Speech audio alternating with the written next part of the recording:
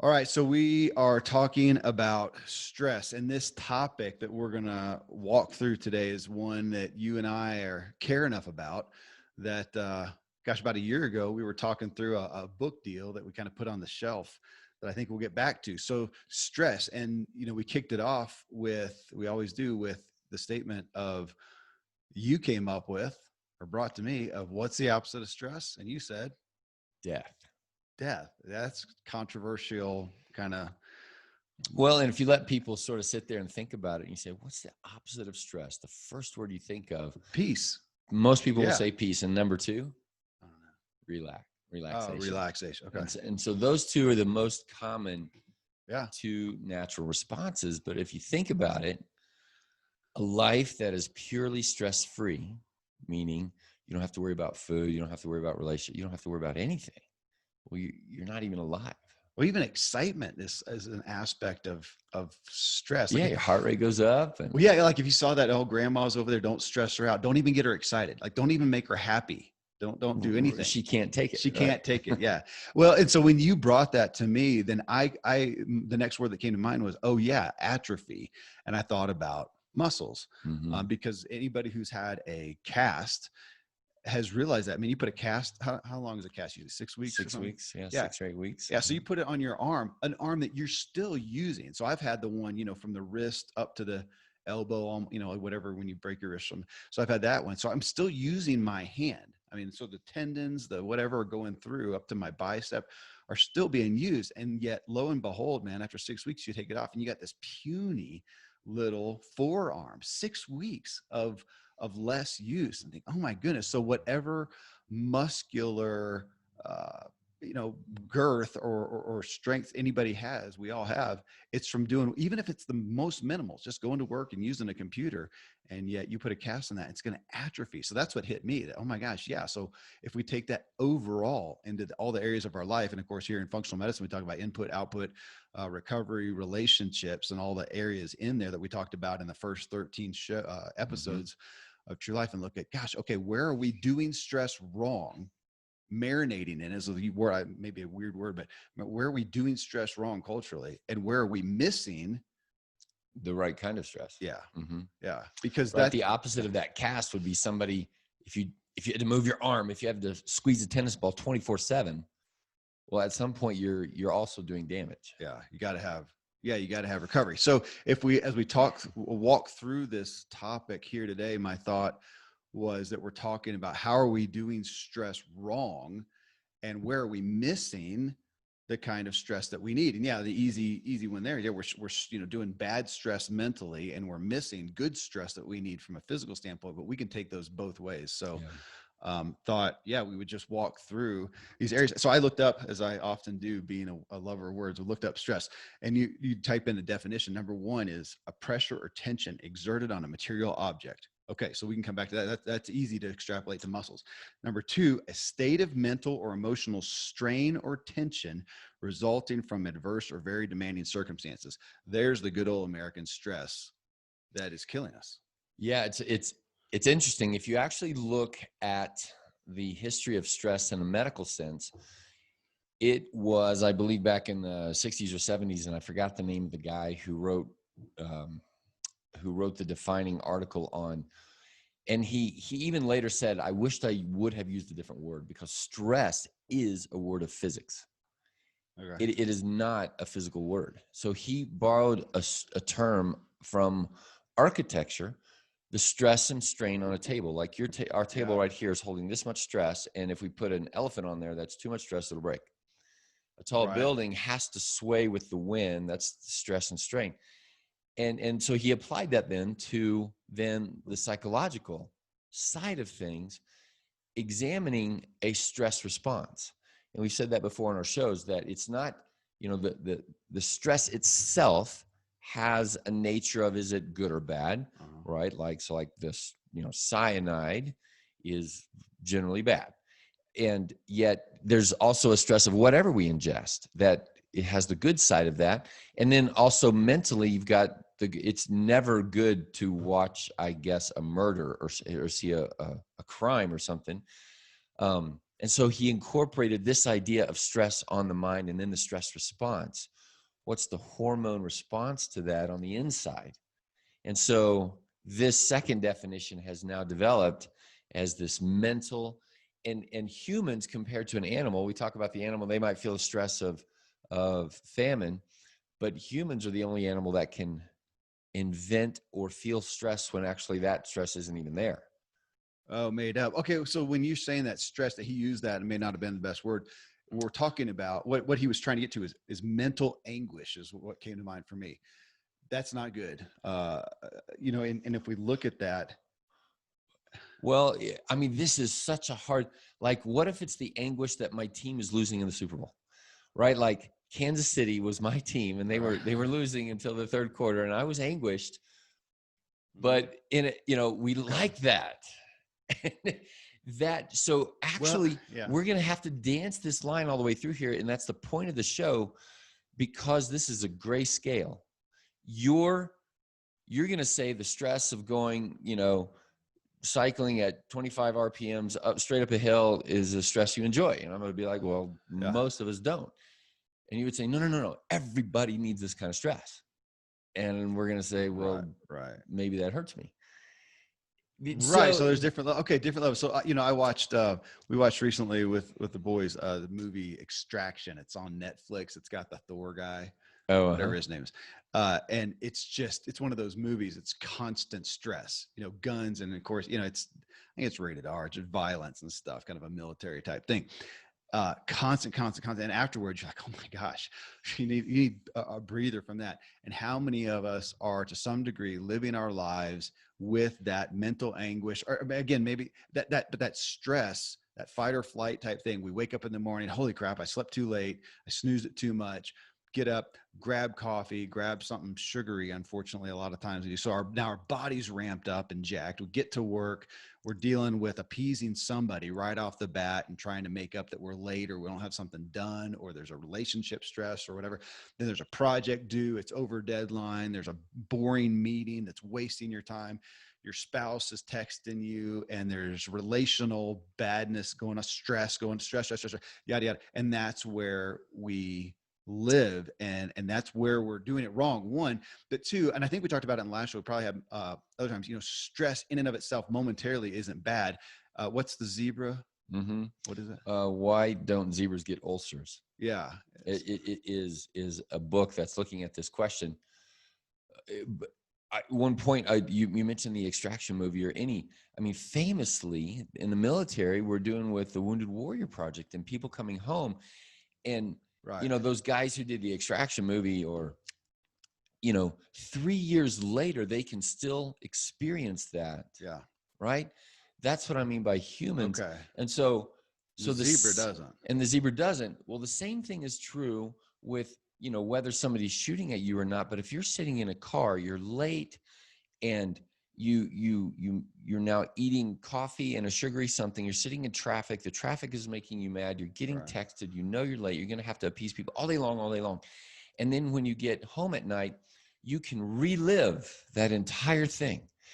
And your body can create the biochemical storm. These days we have the cytokine storm from a COVID kind of standpoint, but what people don't realize is that your body is always in somewhat of a storm of biochemistry. It's just flowing and doing. It's so you saying that we're the only species that can relive something like that or make it up. And we also then take that. I just I don't want people to hear the make it up part. It's not fake. It's not psych, but it's a perception. Psychotic. But it's a perception. Yes, so that's in your head. That for zebra is just sitting there eating its grass, and he's bright-eyed and checking around. And holy crap, there's a line. I got to do my thing, run off, and then he gets away and then goes back to his eating grass. He didn't sit there and gripe about it. He does not ruminate, probably, or go home and go, holy crap, you can't believe this guy. Tell you a lion this. came after me. Okay, because the thing I'm thinking of is because you mentioned traffic. And we can be there. This is an old Zig Ziglar story, of you ever been driving down and somebody, some jerk pulls out in front of you, cuts you off. And then for me, this is my story, then sits in the left lane, keeping me from going past. Holds his finger. Yeah. And is blocking me from the speed I would like to go. And what do you do about it? Do you sit there and scream and yell and fume and whatever? And, Zig makes the funny story of, and you do that because you found out it works, right? As soon as you start screaming and fuming, everybody moves out of the way and lets you pass. And of course it's no. So you're sitting there, the person in front of you maybe some old lady, she has no idea. She's just sitting there whistling to the AM radio, I'm sure, and having a good old time. And I'm back here killing myself with stress. That is my choice. And we don't think of it that way, but because I could also go, oh, sweet old lady, I hope she's okay, and just choose. That's going to take me a little bit longer. I mean, I got time to listen to the True Life podcast. What a blessing in disguise. And we don't do that. And that is, so back to the zebra, it's not going through all the mental crap that we are, one. And two, if it, in the scenario of out there on the savannah and the lion comes after it and boom, it gets away. And then a minute later, it happens again. And a minute later, it happens. It keeps getting away, but it can't withstand that long, especially if it's a new, fresh lion. It's going to get run down, or at the end of the day, it's going to be devastated. I mean, now we're back to, recovery. So for us looking at, oh my gosh, if we're doing the day in and day out stress, there's no place for that. That is so abnormal and unnatural. Yeah, you're right. And I think now is a good time for you to tell your whitewater story. Oh, shoot. Yeah. Okay. So, right? Steve Smith, who, what's their podcast? Oh, Potter's Inn. Conversations. Steve Soul Smith, Care Conversations. Soul Care Conversations. Okay. So Steve Smith ran a retreat center. Yeah. Up here. And it was Soul Care, and his, what they did, and our friend Dustin Hibbard, who I think is still part of the podcast as well. What they did is primarily they brought in a lot of pastors, mega church pastors, but also executives and stuff, right? Bring them in for soul care. And these are people who were burning out, reaching burnout, saying, I don't want to hit burnout, but people who every day are churning. Yeah, that was their thing, right? The whitewater, living in right in the three. So business executives, missionaries, because they're and people in clerical positions, and then the parents. Oh, or the third big one. So if you think about that, if you're always on a lazy river and coming down, and oh my gosh, there's a section of rapids, and you bolster up, man, you're on full tilt boogie, and do that, and you go to the rapids, then you get out and you recover. So we're back to that.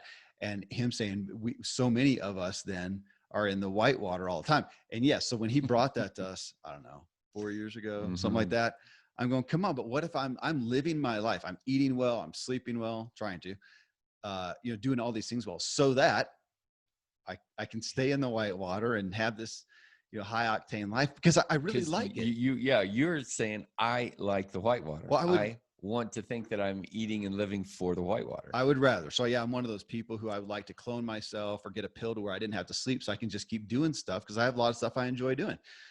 And I don't know what he did. I guess he nodded and said, he scoffed. He scoffed. And I've told this story on here before, gosh, a couple years past that, we hit a point, I won't go into the details, a point of me coming to the office going, man, I'm losing it. I'm literally shaken, and I am losing it. And it was from a bad stress that I was continuing in. And looking back on it, if I went, it's nothing sorted or anything. I had some renter problems and some just some work stress and whatever, and I wasn't getting out of it. You were ruminating. Oh my! And your physical body was in that adrenaline stress, shaky spot, even though it was 8 o'clock in the morning and we hadn't even started yet. And I said, this is I'm not doing well, and ask you to help and prescribe me. Right. And I did, for the first time outside of an antibiotic. I don't think I'd ever taken a pharmaceutical. Did a what is Zoloft, yeah, which is a SSRI, or which is what? Selective serotonin reuptake inhibitors, right? Increase your serotonin. And I did, and I took that, and it didn't do anything. But I also took the time, because you were also like, okay, we can take this, but what are you going to do to naturally deal with this? And so started working on that, and if it was meditating or whatever, but lots of things. And yeah, so I did not stay in the whitewater. So back over here, none of us can stay in it all the time, or if we do, we're going to be depleting our eventually, right? Because everybody, even you, everybody thinks, well, you got to die of something, and I guess I'm going to choose this. And that came to our book. Yeah. No, you're not this level of stress is not going to kill you, but you will linger. Well, You will be less of, and you were less of who you could have been. okay, so that's the thing I want to put out there, that if somebody's listening to this and they're going, yeah, I am generally stressed, you are not at maximum level. You are saying, okay, instead of being at a high performance level, I'm going to be at a mediocre performance level and just trudge along. And honestly, that's one of the main comments that people say when they reach the point of coming to True Life Medicine, and they'll say, I was just coping. Yeah. Just one more day. I just put up with it. I just got to get through the day. Coping that, and you're not dying, but you're lingering. And it's not true life. It's not fulfilling. It's not fulfillment. And even if and people will say all the time, I don't enjoy what I used to enjoy. Mm-hmm. Like the whitewater, like I want to produce, you would have gotten to a point where you're like, oh, I just stare at a blank page. I can't produce. The words aren't coming out, or I don't have ideas or something. And then you would have been thinking, what's wrong with me? Oh, I can see that now. So I'm at a point now where I'm mountain biking 5 days a week, 5 or 6 days a week, and enjoying it. And I kind of pay attention to that. If I have rested, if I am at peace often, and I'm in a good place, I generally want to go out and ride. Every once in a while, though, I'll realize I just don't want to. And I kind of look at that and go, why? Why do I not want to? And it's usually because I feel anxiety about things. I've got pressures on there, and I don't have that mental capacity to want to go out and stress more. And it's kind of my own barometer. And then we're back to the blessing, your blessing of pain of being, I want to be sensitive enough to recognizing realize that. Yeah. Yeah. To realize where I'm at. So in this, I want to look also, and I bring him up so often, Dr. Benjamin Hardy, and he wrote the book, Willpower Doesn't Work. And he wasn't the only one the first one to bring the concept of, kind of back to Steve Smith, of we have finite capacities of willpower. It was our friend Aaron McHugh who did that with emotions. He said we have a certain amount of emotional capability throughout a day. And so every time we're using high emotions or, deep emotions, he put it in, we're burning emotional calories, and we can run out, we can deplete. And so if I'm spending a day, like we talked about, in a stressful lifestyle, work being the main one, man. If you go to work and you are spending 8 hours a day at a place where you have relational stress, emotional, stress, anxiety, anguish, whatever, you are going to come to an end. No wonder then you go home and, man, you got nothing left for your spouse, for your kids. If you're single, you have nothing left to want to go out and pursue relationships. I mean, there's a toll. It's going to manifest. Yeah, you are going to be daily depleted. And that's lack of recovery, restoration, recreation. Oh yeah. Okay. But I don't want people to hear that and say, okay, so as long as I recover well, I can do that every day. I'm still wanting to put the pressure on. Look, if you have because what Ben's premise is that willpower doesn't work. If you're gritting your teeth to have willpower throughout the day to eat correctly or to, do whatever, he says, you can't rely on that. You're going to run out. What you need to do is create an environment that is not stressful, so that when the time comes when you need to utilize stress, like the zebra, man, you got it. Full tilt boogie. You can go. Otherwise, though, you don't want to be in that point of stress. So that's when we're looking at the workplace and saying, man, the benefits, let me just go there. The benefits of having work that fits your talents, your skills, your abilities. It's not a big effort to do, man. This is what you do well. When I sit down to write, it's awesome. That's not stressful. Not that it's easy, but it's not bad, man. This is within my wheelhouse. When you get on the phone or sit down in front of a patient, you're not stressed. This is what you do. We always joke about the term, man, I can fart this stuff. It sounds bad. I don't mean to minimize it, but it's what you know how to do. So it's not wasting you. It's like you talked about the mountain bike. When I go out and do a hard mountain bike, I'm rejuvenated. Well, that's weird. Yeah, but it's within my wheelhouse, man. It's a good stress for me, not a bad stress. So how can you craft your day? How do you have work? So if you have work that's bad stress, that's negative stress, you're never going to be at full power. I mean, you can't withstand that through the weeks. So the months, I guess, years. And we're sitting here staring at each other, and we're in agreement. And I'm not bringing up a contention, but like we said at the beginning, the gray. You can do that. It makes for good podcasting. Kevin, you're just wrong. Okay. Is even if it's in your wheelhouse, you can't do it 24/7. Oh, sure. Okay. Okay. Okay. Okay. So there's that. You mountain biking, and you saying that's rejuvenating me in a sense. That's your perspective. And so that's what we're doing. And Hardy talks about this too, that you have a mindset of your work, and you can sit down and just be in a, well, like the lady driving in front of you, you can choose to fume, or I mean, all work has drudgery. So you can, Okay. Okay. Well, so yeah, but to what point? to what degree?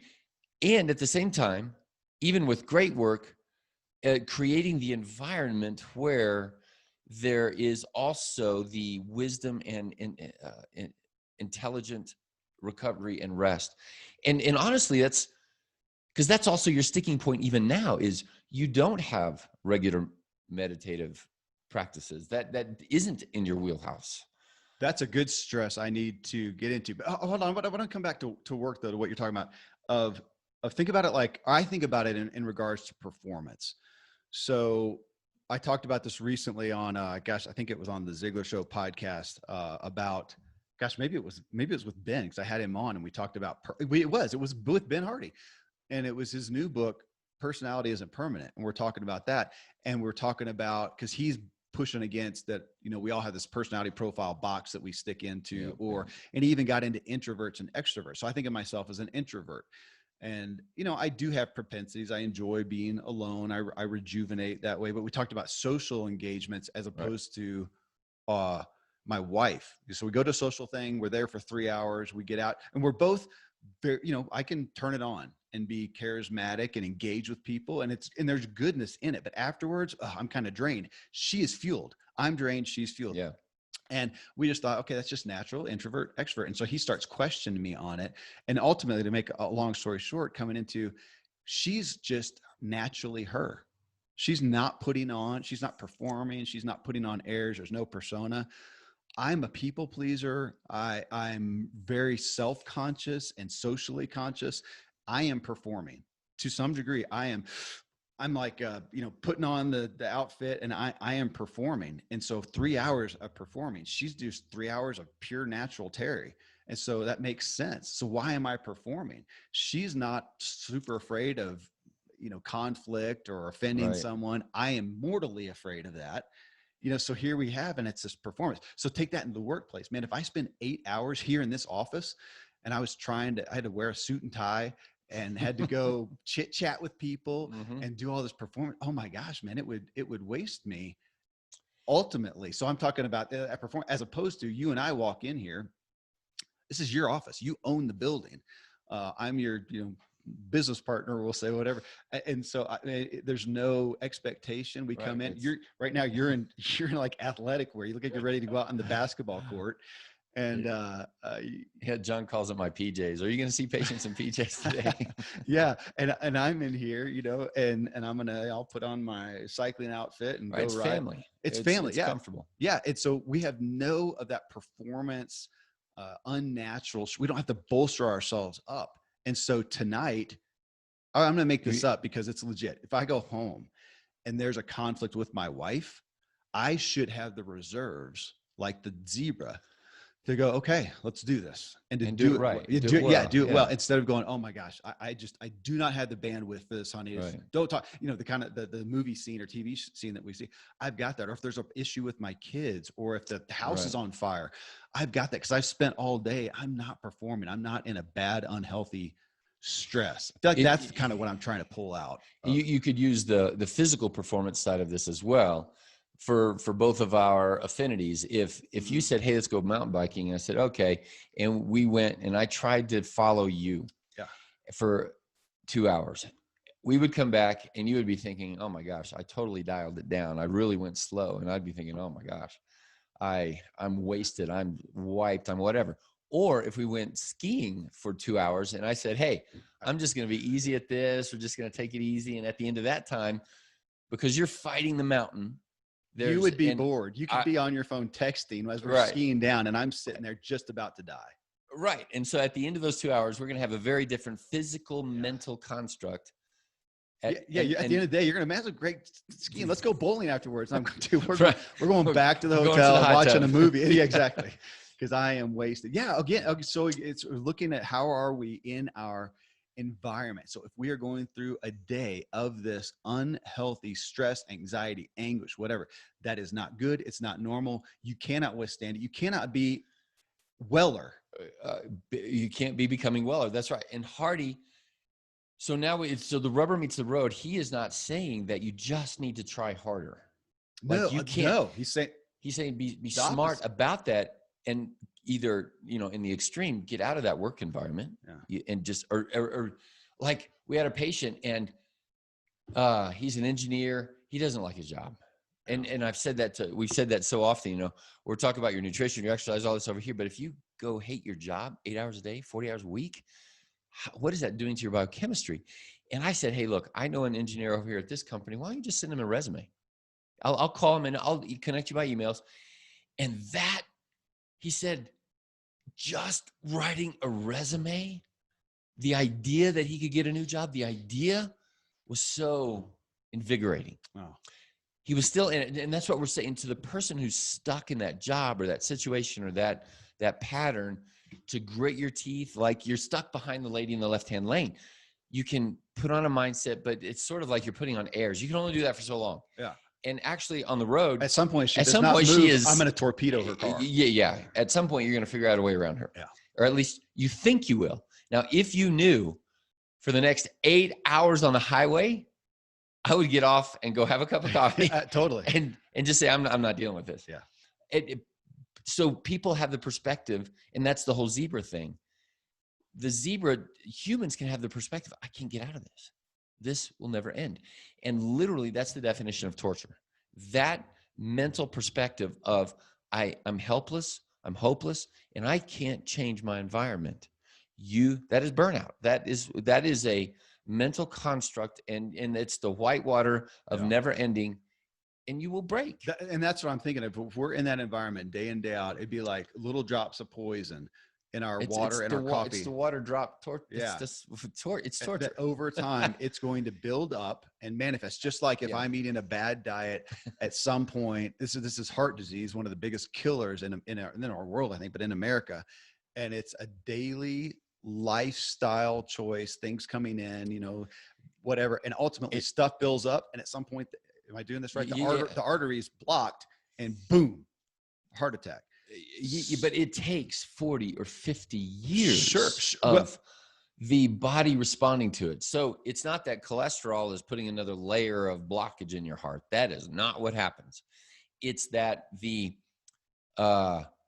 poison, if we will, and there's multiple factors, and it's not the cholesterol that you eat. It's the entire, and this is the same true of the marriage stress or the job stress.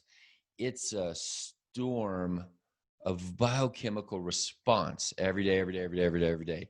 That complexity that creates another layer of a callus within your artery. Yeah. Another layer of a callus. And eventually it's not that it blocks, it's that the callus breaks off.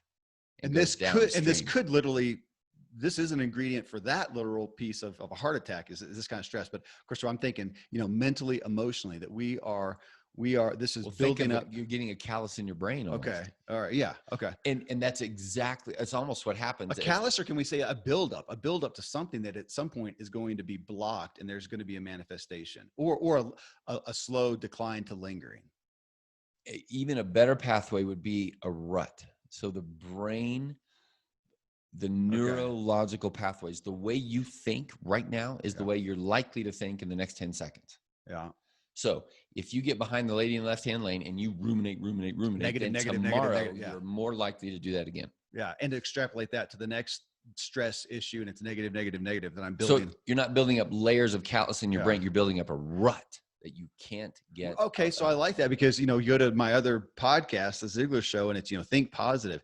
Man, you can't Band-Aid over thinking positive to so much negative ultimately. I mean, you just can't. At some point we got to go, look, let's get ourselves out of that circumstance that we need to keep trying to be positive over. It's the both. Like for me, thank God I don't have to drive 5 minutes. We purposely live in a place where, heck, your drive time is like 4 times longer than mine. It is. And it's funny because we talk about, because both of us are very intolerant, aggressive drivers who speed. And so we're the worst. We do not need to be I like commuting. driving with you, but both of our wives hate driving with us. Yeah, it's true. That's true. That's true. And yeah, thank God that we don't commute down to Colorado Springs like half the population up here, because I would have to take a sedative, or I would have to do some kind of a mind. I'd buy an airplane, I think. Anyways, yeah. So again, looking at this, where are we stressing? And we can't go through every area of life. Everybody listening to this knows, where are my areas where I'm having to perform, I'm having to bolster up, I'm having to pick up, or that are wearing me out, that I dread. Let's just say that dread. What is it? What is it? Do you go forward looking, dreading your work, or do you dread going home? There's a lot of people there, man, where they'd rather stay at work, because home is where the dread is. I mean, we cannot in good health withstand You that. can't be becoming weller. We can go back, like with my thing with Steve, and stay in the white room and say, okay, I'm going to stay there. He said, okay, but you're going to be You'll break. a lesser person in a year, 2 years. It's going to be a lesser relationship, a lesser performance at work, lesser income, lesser vitality, lesser on and on and on. Now, and somebody's saying, yeah, but just like you did back then, there is a time and a place for the whitewater. We are built for the stress, right? We are built for. But the zebra, I mean, how many times they get chased by a lion? Right? Once a week? I don't know. But also, if you look at the population of zebras, at some point, the successful zebra becomes the old zebra. Yeah. Who will then get eaten because he's a step slower. And we'd say, you know what? Yes, we all die when we're 85. All right. People like stories. I want to tell one because I thought about it, because you talked about that. If I ever had an elk herd go through my property, and trailing behind is old grandpa elk with a oxygen tank on and a cane, no, because at some point he's at full tilt. And then when he can't, he's going to get eaten by a predator. I would think lion gets him. Well, yeah, up here, what would it be? Bear, coyotes, whatever are going to ultimately catch him. Mountain lion. Yeah, that's true. So we're building a treehouse last week, and we have a couple hawks that live on our property. I mean, they must have a nest there. They're just always there. And I'm up there building here, and I hear this crashing, and it comes through, and it's chasing this bird, fairly big bird. I don't know what we have out here, but fairly big bird. It's chasing. The hawk is chasing. Hawk is chasing the thing, just full tilt again. And a minute later, I see him go through, and Dakota's with me. I said, Dakota, check it out. Look, he goes, and it goes that way. And then a minute later, I see the bird that's being chased come right by us. I said, Dakota, watch. And sure enough, a second later, here comes that big hawk, and they go by us and chasing, and then boom, that bird being chased whacks dead center into the side of my house, not the window. It didn't mistake this thing. This thing was in such terror, and Dakota's going, must have been looking back over its shoulder to look at the other one, because I thought, it's a bird, man. Its job is to fly. They don't just run into this. Race car drivers don't ultimately. Right. Mario Andretti, finally just crashes bold facing the side of a barn. It just, that's his job. And I'm thinking, what happened later on? I'm thinking, maybe it was nearing its end. Maybe it was an old bird, and it was losing its capabilities. And here's the last. He's been chased before, and this time, man, he didn't have it in him. He's older. Did the hawk get him? I mean, did the hawk go chase him down on the ground? The hawk landed right in front of us on top of my truck, actually. And then one of the kids ran over to the bird, so it ruined it. Yeah. It went to a tree and watched for a while, and then finally gave up. Of course, they tried to revive the bird, and it died an hour later. Yeah. But again, that's what I want to do. I want to be going on the mountain bike, and then finally grandpa at 95 fell off the ledge. Couldn't handle the corner on the mountain bike. Yeah. As opposed to lingering, long, slow lingering. And that's, man, there right there is a big motivation to my daily stress. So now if we come back to, so today, I do not want 8 hours at work, or 5 or whatever I'm here. I do not want to be sitting there marinating in anxiety, anguish, tension, performance. I want to be at peace doing the things that I do well. Doesn't mean that they're easy. My gosh, man, if I'm going to write well, if I'm going to create something well, I've got an interview or a guest coming on my other podcast this afternoon. And, right before it, I'll have a little nerves and stuff. I want to do a good show. And as soon as we start in, and this is what I do. I do it well. I'll be at peace. I'll end it, go on a mountain bike ride or whatever. Likewise, then I don't want to go home going, oh man, I'm going home to a stressful relationship or conflict with my kids. We talk about that a lot. I mean, that builds up. I want those days.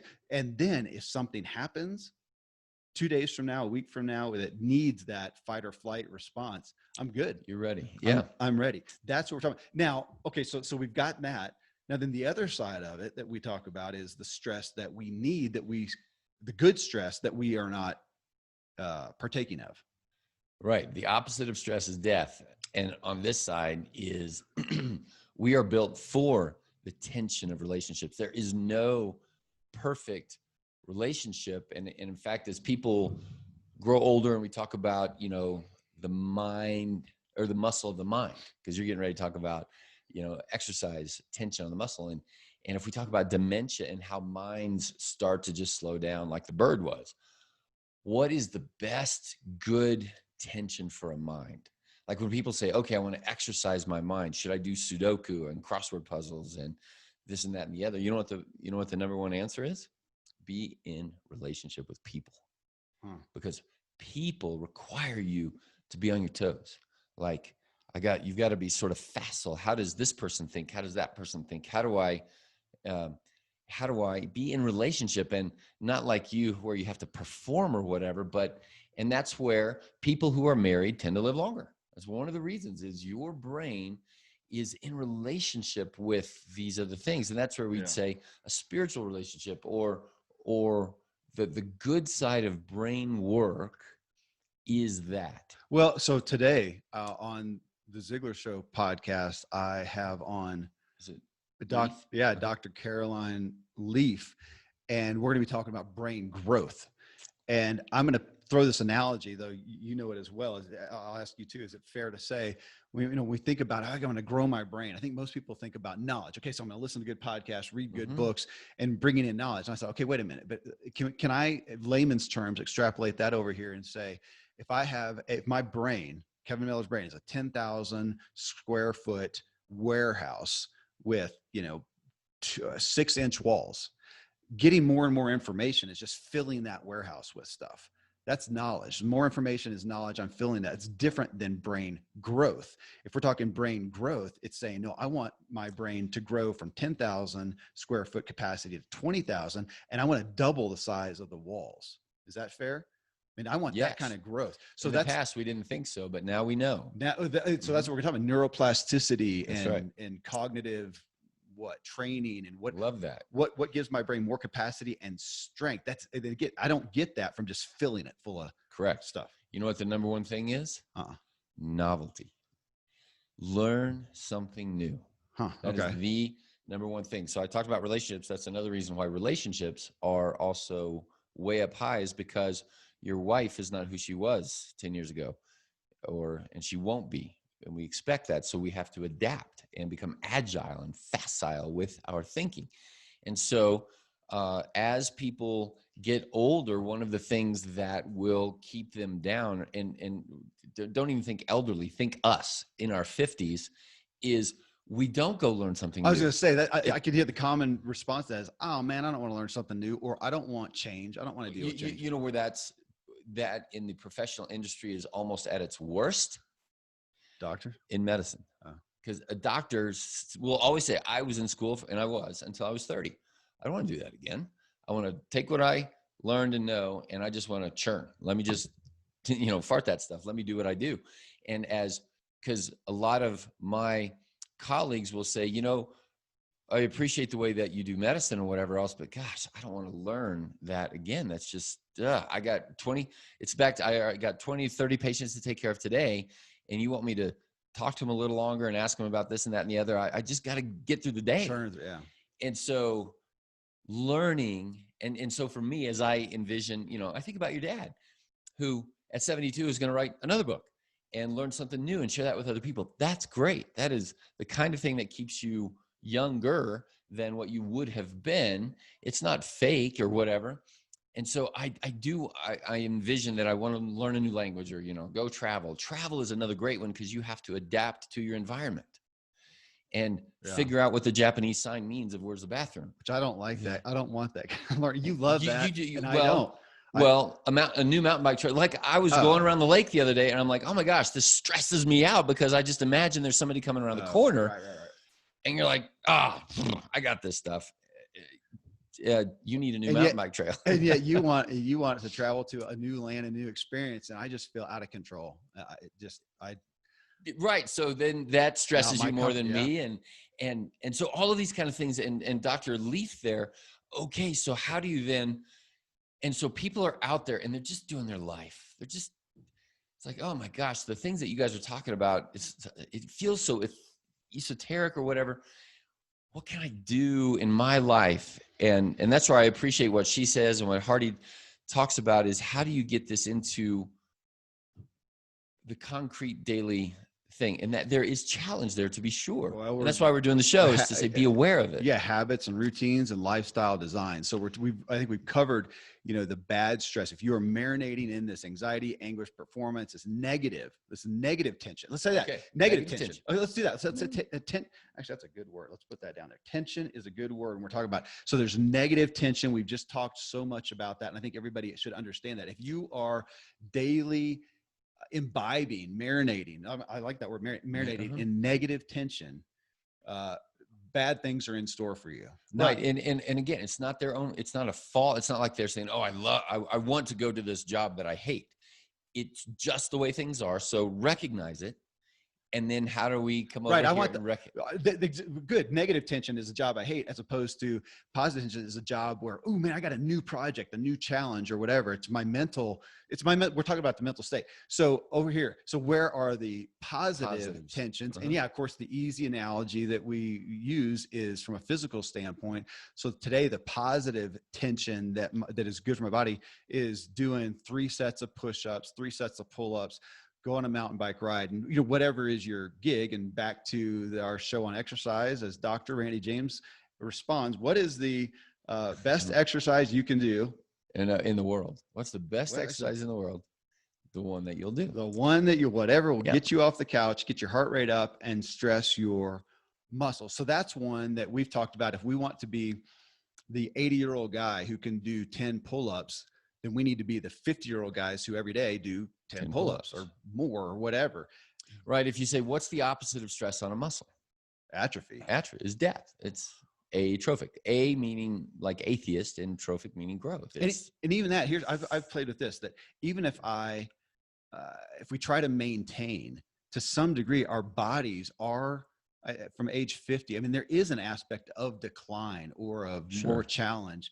And so even maintaining, to me, feels like I'm still falling behind. I need to, you can't. Well, yeah, you will die. Kevin, there are wrinkles on your face. There are, doggone it. Years in the sun. So that, I think, is important. Also, this is not pie in the sky. Be younger, smarter, sexier, faster all the time. And I can't add on a pull-up every day to where I'm 90 and now I can do 90 pull-ups. 90 pull-ups, yeah. But if I could be 90 and if I could do 5 at 90, that would be. As we age, maintenance is forward. Okay. It's like a car. You attain a speed of 80 miles an hour. Okay. It still takes gas to keep going. Okay, maintenance, but I've got to be doing those. If I am a primarily sedentary person, every day I am devolving. I am getting your muscles are less and less able, and I am going to be, so I'm just about to turn 50. I am going to be 60 years old. I am going to get up off the chair and go, ugh. I am not going to be able to tie my shoes without sitting down. I'm not going to go on a hike with my kids, a bike and that's the norm. That's the expected norm these days.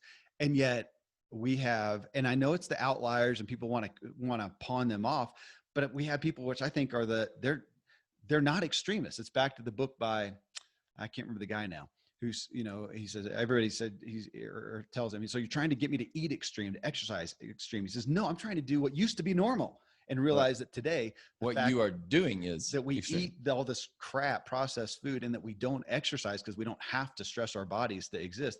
That's extreme. That's extreme, right? So it's not extreme when we have the Pikes Peak ascent and people go 7,000 feet up or whatever it is, 13 miles. And you got some 65, 70-year-old lady who kicks my butt literally today.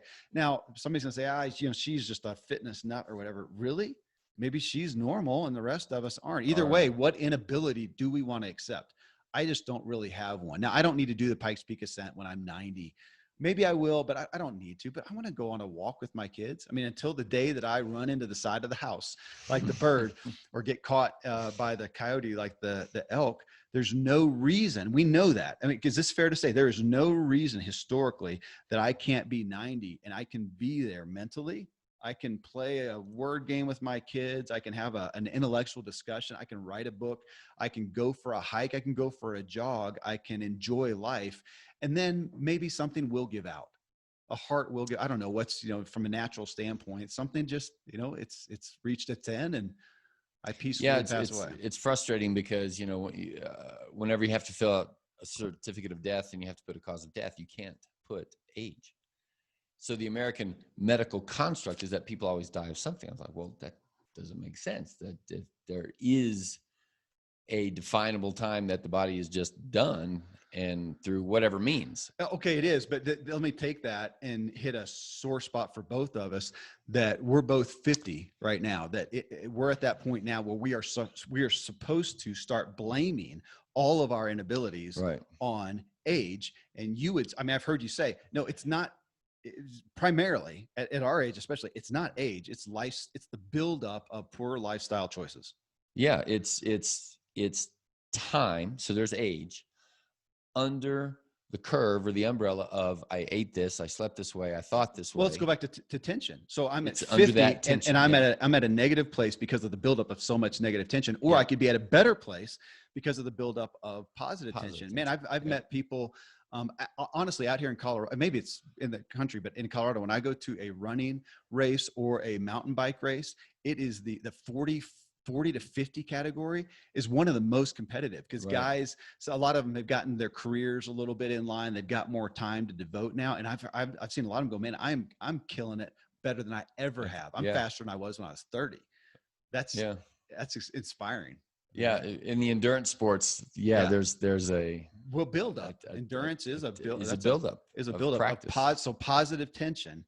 So again, if we look at that, if we come back to this positive tension, obviously the easy one is looking at muscles, physical. So every day, if you want to just maintain, there's a certain level of stressing your lungs and your muscles, muscular tension, resistance training, tension.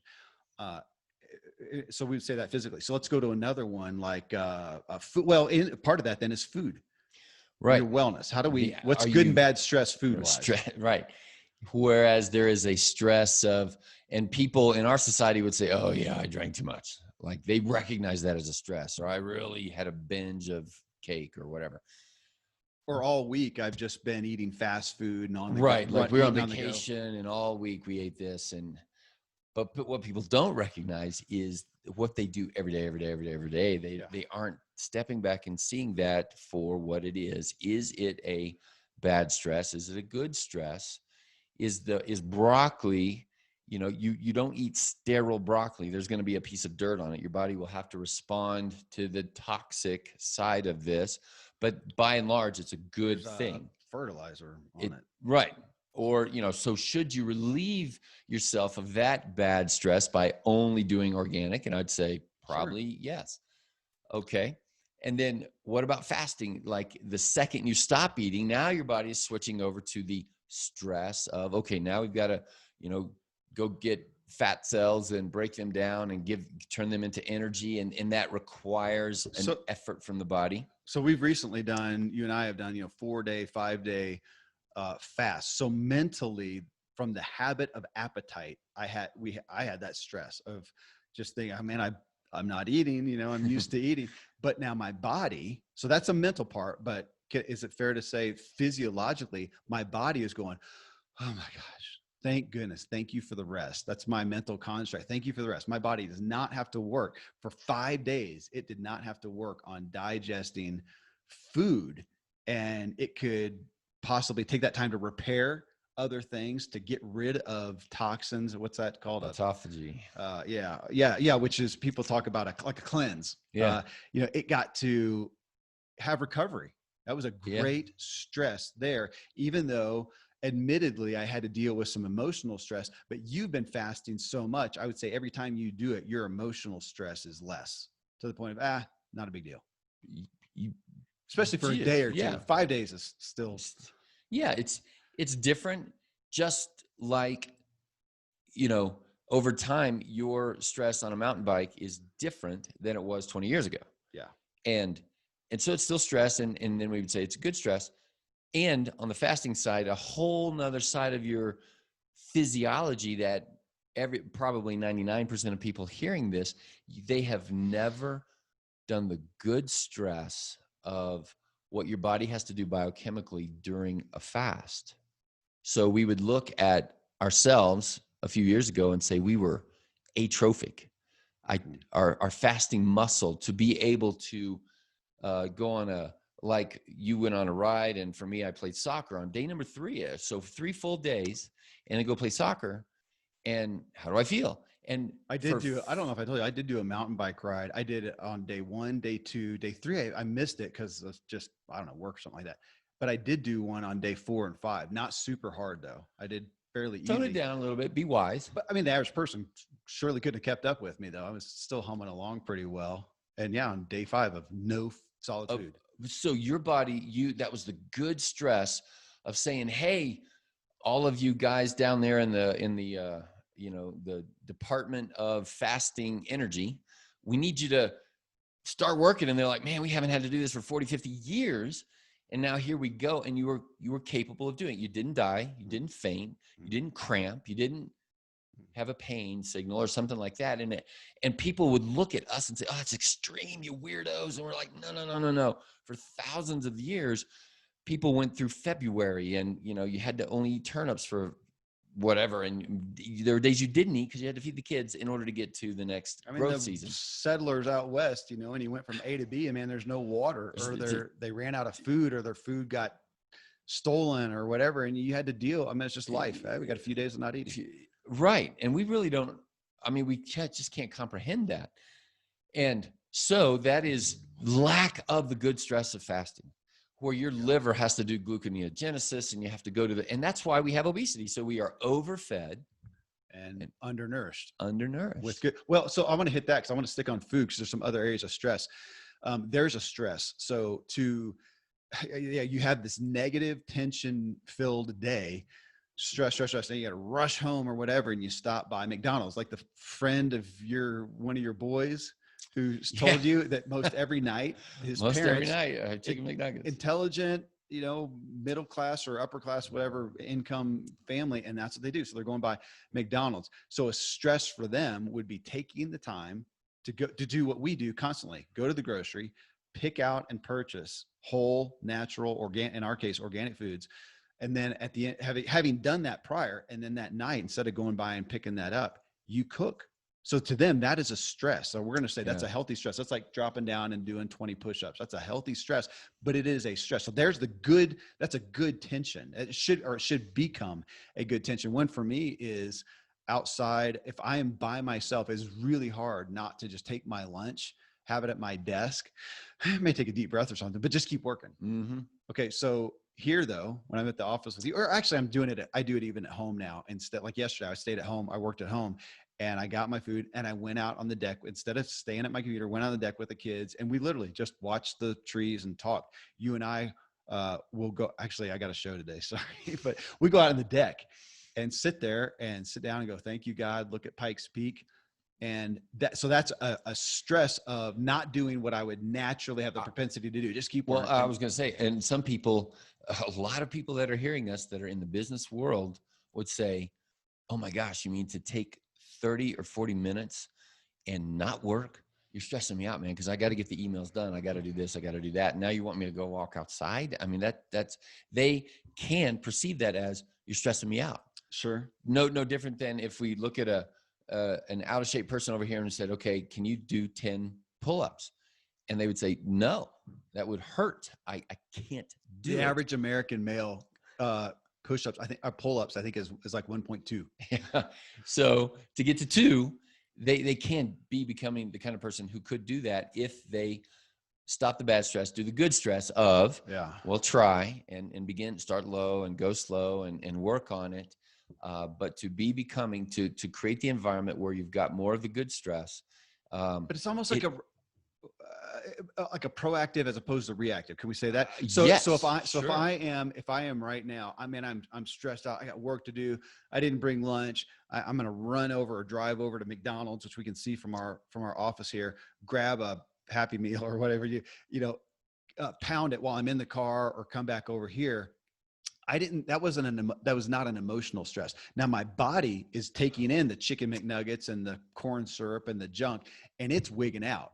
And I don't perceive it mentally, but it's happening inside of me. So we would flip that for me to go, okay, I'm going to take the mental stress, if I'm that person, of having packed a salad or bought a salad, Or maybe you just choose not to eat. or choose not to eat. That Okay, would really either way, stress people choose out. not to eat or have a decent meal and stop for even 15 minutes. Let's break 10 minutes. Yeah. 10 minutes. 10 minutes of nothing. Not on your phone, not on whatever, just peace, and think about thoughtful chewing. Actually chew your food. Don't just fork it down and whatever. Now I go back. So I had a little mental stress now. Now I go back to my work like I would have been doing anyways, and my body's going, oh, thank you. Now I'm going to benefit overall from that. But we're looking at what did I say? Reactive and proactive stress. Is that fair? No, I think that's totally fair. Okay. I like that. Well, so we could take that. So when we talk about, okay, it may feel stressful to go shopping, to do it. It may feel stressful to have that hard conversation. If we look at relationships, so a proactive marriage. Yeah. Which I don't want to do. I want to avoid and endure because I don't want the conflict. So I'm going to have this underlying negative tension as opposed to going and having the zebra, thing of, oh my gosh, we're actually going to talk about whatever and at high stress. But then afterwards, hopefully if we come to some amicability of going, oh, now I got to take that cloud off. Yeah. And go through the next week or whatever it is at peace with my spouse or my kid or my, parent or whatever it is. So we're unpacking this now. I haven't thought about that, where we're talking about negative stress, positive stress, proactive or reactive. And that most of us are living in a negative stress that is just reactive, physically, physiologically, emotionally, depends on, where it's coming in and how it's manifesting. Yeah. I just got a little spacey there because I was even thinking spiritually. Mm-hmm. We might live under the cloud of guilt, shame, or just void. When we start nothingness. No, I was gonna say nothingness. When we go along and we are just living for ourselves, our world is us. We are our own God. We're doing that ultimately self-centered and I lost the word. But I do everything myself. I manifest everything myself. That gets really lonely and very. It reminds me of, if our shallow. God, self-sufficient is what I was looking for. Self-sufficient. I am self-sufficient. It's very shallow. Well, then your God becomes your appetites. Yeah. Your chief aim, if your chief aim in life is self-satisfaction, entertainment, let's call it shallow. Living in the shallow water. Living in the shallows, afraid of the deep. Yeah. Afraid of the big movements of deep connection. And I want to say that runs aground. Ultimately, that runs aground. And find, when you talk about, we have the hockey stick of depression, again, despair, like you'll break. Suicide. Yeah. You'll break. And that's what we're seeing of diseases of despair. COVID comes along and just emphasizes everything. When you look at this, especially the younger generation, and despair, depression. Now, I'm not going to say this is not scientific tests, whatever, but to see as that is increasing, if I understand correctly, I think it's the fastest growing, not the most numbers, but the fastest growing religious status is none. Oh yeah, the nuns. Sure. I think that's right. Yeah, the nuns. So when you have no higher power, no greater purpose, it's all just about you. Because I just had this discussion with one of my older kids recently as they're looking to do their life. What am I going to do? And stressing about, what am I going to do that has meaning and all this stuff.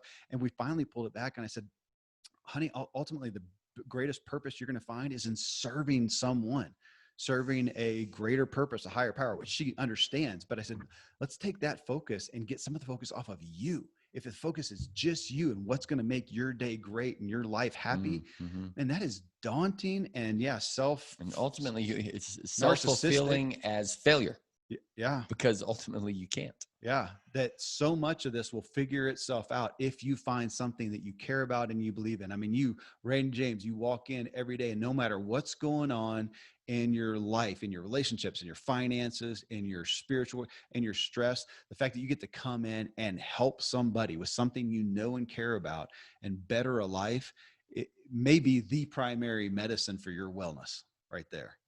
Well, and I'd go, and I think you would agree, I'd go a step higher than that Uh, and say that in fact, this is what I'll say to people, that the primary medicine is, and the scripture that I would relate is Proverbs 3:8, that my relationship, my stance with God is, and scripturally it uses the word medicine.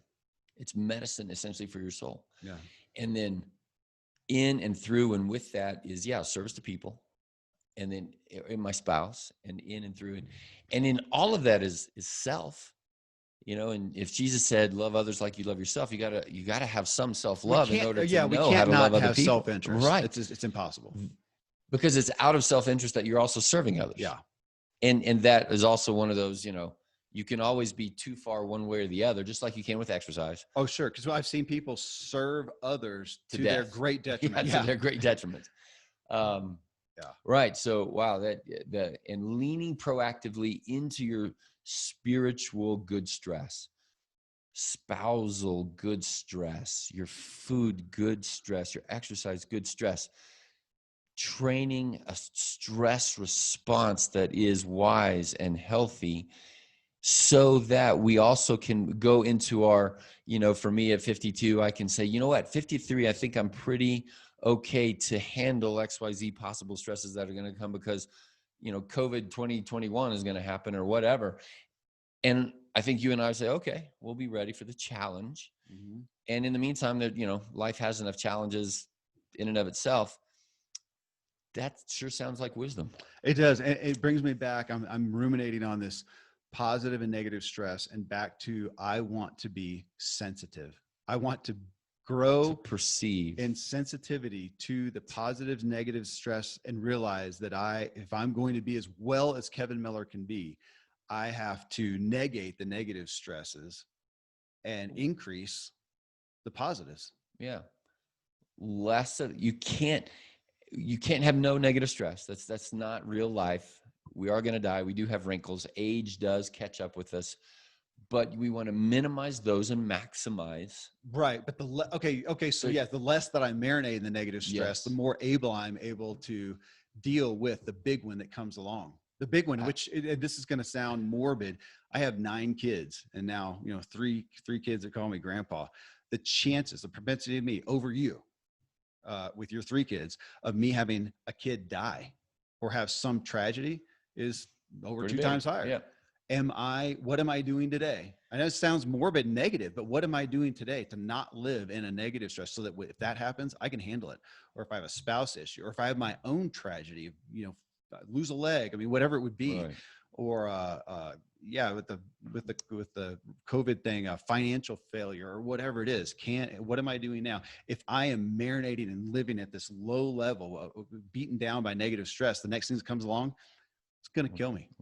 We'll tip you over. That's tip me over. That's what COVID-19, I think, actually emphasized. Mm-hmm. The ones who are weakest were the Polarized. ones. Yeah. Yeah.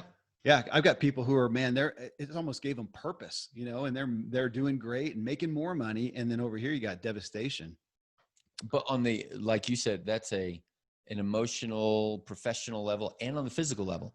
The ones who are living under the strain of high blood pressure, high cholesterol, high weight, high hypertension, they are the ones that succumbed to yet another stress. Oh, to called USA COVID. Today, which is Pulp Fiction, basically, but to their credit, they at least published a positive article a couple of days ago that said something about what's the best weapon against, COVID-19. It was to be healthy. Yeah.